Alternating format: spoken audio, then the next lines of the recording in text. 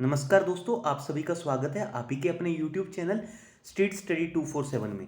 तो दोस्तों, इस वीडियो में हम डिस्कस करेंगे वीकली टेलीकॉम न्यूज़। तो दोस्तों, सबसे पहले आपको पता है कि जो एक्सिस सिक्योरिटीज़ ने रिसेंटली क्या कहा है, तो उनकी तरफ से आप देख सकते हैं बातें क्लियर हुई हैं। Telecom sector will continue to have good run in 2021।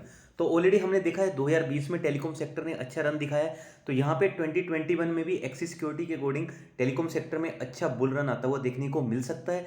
तो आप देख सकते हैं telecom sector along with the digital and health care sector will continue to have a good run in 2021। इसके अलावा टेलीकॉम के अलावा और किसके ऊपर गुड रन बुल रन आ सकता है, तो मेरे ख्याल से आईटी सेक्टर को, और तीसरा है फार्मा, इसको भी आपको फोकस में रखना चाहिए। अगर आप चौथा सेक्टर देखना चाहें तो आप कौन सा रख सकते हो, एफएमसीजी। एफएमसीजी में अगर आप चाहें तो एचयूएल पे फोकस रख सकते हैं। मूव करते हैं फर्स्ट न्यूज़ पे ऊपर। तो आप देख सकते हैं एयरटेल वोडाफोन आइडिया में get relief from DOT in Jio interconnection issue. तो आपने देखा होगा 2016 में जियो ने यहाँ पे इन दोनों कंपनीज के ऊपर केस किया था कि एयरटेल और वोडाफोन आइडिया इनको, रिलायंस जियो को इंटरकनेक्शन नहीं प्रोवाइड कर रहे हैं। तो हो सकता है यहाँ पे इनको आप देख सकते हैं 3050 करोड़ के आसपास की यहाँ पे इनको छूट मिल सकती है, या फिर यहाँ पे डिपार्टमेंट ऑफ टेलीकम्युनिकेशन जो भी ट्राई को बोल सकता है, यहाँ पे दिशा निर्देश दे सकता है telecom regulatory authority of India को कि कम से कम इस पेनल्टी को यहाँ पे लगाया जाए। तो डेफिनेटली ये दोनों कंपनीज के लिए एक पॉजिटिव साइन हो सकता है आने वाले टाइम में, क्योंकि ये ऑलरेडी दोनों कंपनीज एजीआर का जो इतना हैवी बर्डन है उसको भी झेल रही हैं, जिसका बकाया इनको 10 साल के अंदर चुकाना है।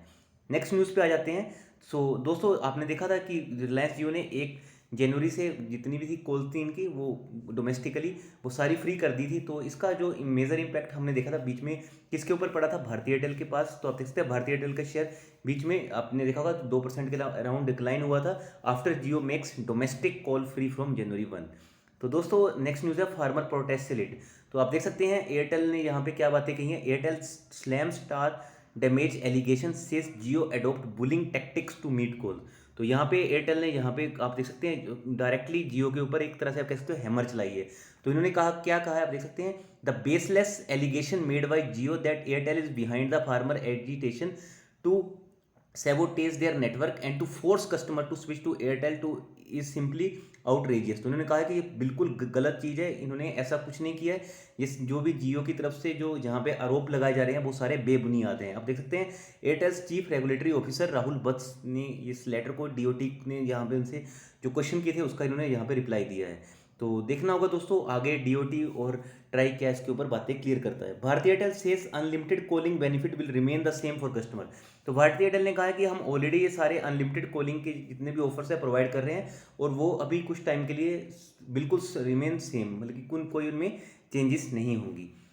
नेक्स्ट न्यूज़ देख सकते हैं आप दोस्तों, scrapping of IUC positive for Vodafone Idea, neutral for Airtel says Credit Suisse. तो आप देख सकते हैं क्रेडिट स्विस ने क्या कहा है कि ये बेसिकली पॉजिटिव है वोडाफोन आइडिया के लिए और न्यूट्रल है एयरटेल के लिए। एयरटेल को कुछ इससे ज़्यादा इफेक्ट नहीं पड़ेगा, बट वोडाफोन आइडिया को यहाँ पे बेसिकली इनका जो रेवेन्यू है वो बढ़ने में हेल्प कर सकता है।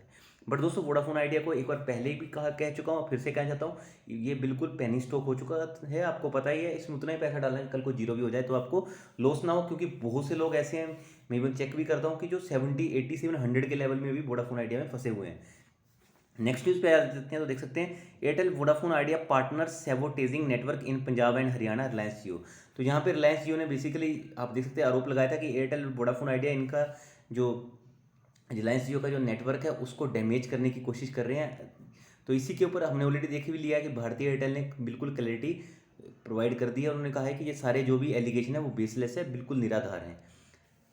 नेक्स्ट न्यूज़ देख सकते हैं दोस्तों, वोडाफोन आइडिया से रिलेटेड है। Vodafone Idea banks on internet of things SMEs to aid business. तो वोडाफोन आइडिया यहाँ पे क्या करने की कोशिश कर रहा है, जो जितने भी स्मॉल एंड मीडियम एंटरप्राइजेस होते हैं, या फिर आप इसको कह सकते हो micro small and medium enterprises, जो भी एमएसएमईज होते हैं, क्योंकि वहाँ पे क्या होगा, सपोज करो एक कॉर्पोरेट है जिसके under around 50 to 100 employees work करते हैं।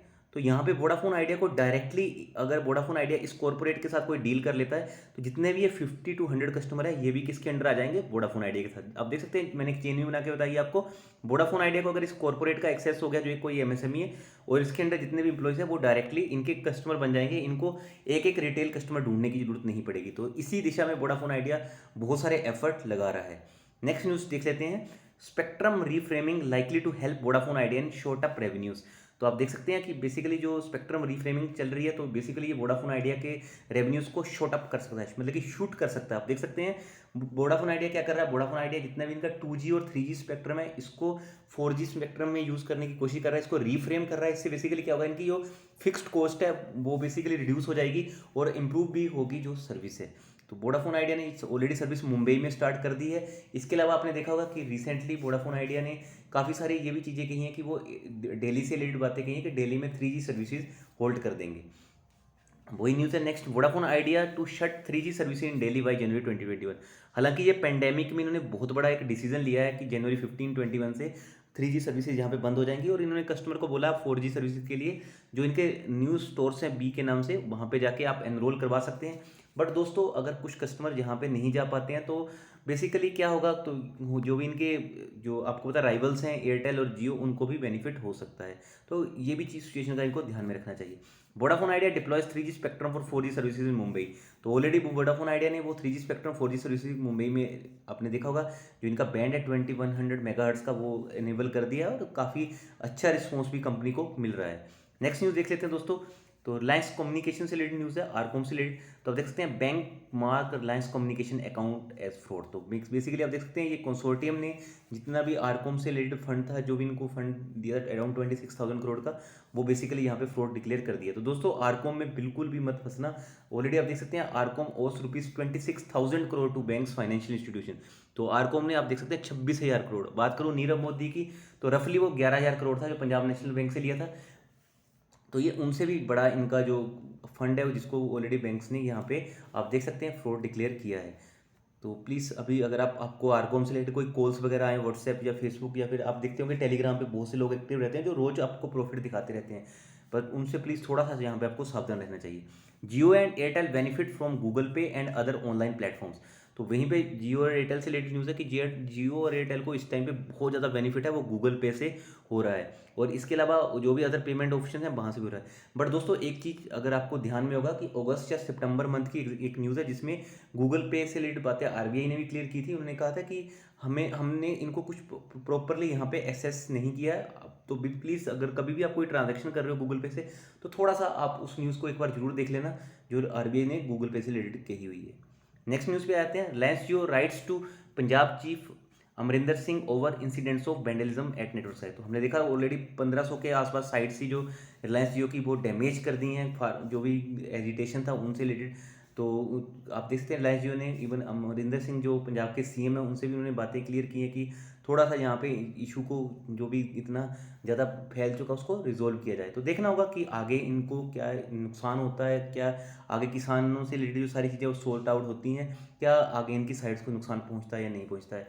अभी सीएम ने भी यहाँ पे काफ़ी स्ट्रिक्टनेस दिखाई है, तो देखना होगा आगे क्या सारी चीज़ें क्लियर होती हैं। नेक्स्ट न्यूज़ पे आते हैं, BSNL take over MTNL Delhi and Mumbai mobile network operation. तो बीएसएनएल ने बेसिकली एमटीएनएल का जो दिल्ली एंड मुंबई का जो मोबाइल नेटवर्क ऑपरेशन था उसके ऊपर टेक ओवर कर लिया। देख सकते हैं BSNL has started to operate counterpart MTNL telecom networks in Delhi and Mumbai metropolitan with effect from Friday according to a circular by DOT.